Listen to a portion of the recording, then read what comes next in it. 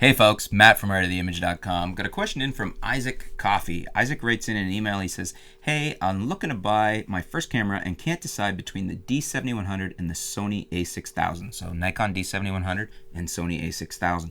I'll be shooting mainly landscape, street, and a little bit of close-up. Also, should I get the kit lenses with these cameras or get the body only? If so, what lenses do you recommend?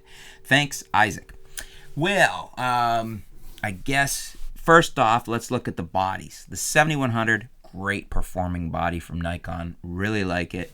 The a6000, great performing body from Sony. What it comes down to here is it's almost essentially the same sensors, and you're going to get essentially the same performance from both cameras here.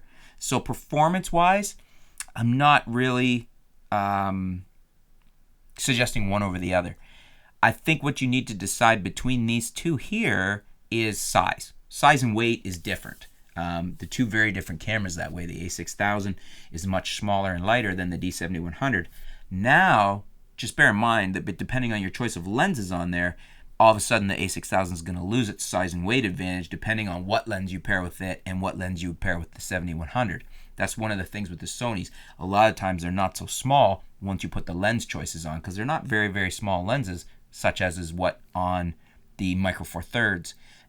Or even Fuji's for that matter. I think Fuji tends to have a little smaller lenses.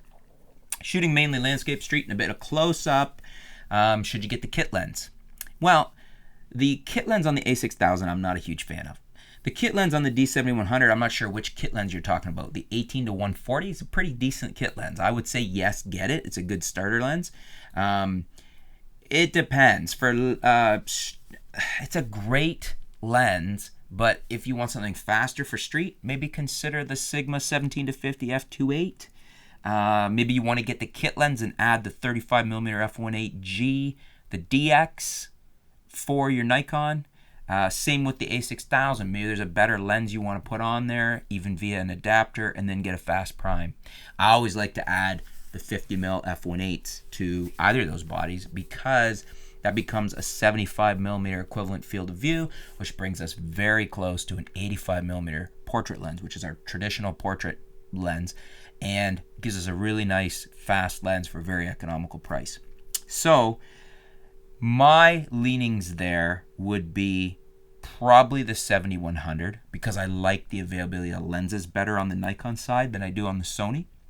And I would also probably buy the 18-140 kit lens and then pair it up with a wide, a long, like the 55-300 maybe. If I was thinking about going full frame, I'd probably get the 70-300.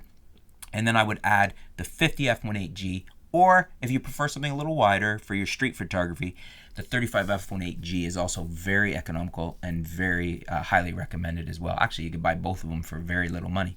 So that's my recommendations. That's why. What do you guys think? Would you go 7100 or would you go a6000? And what lenses would you pair with your choice of body?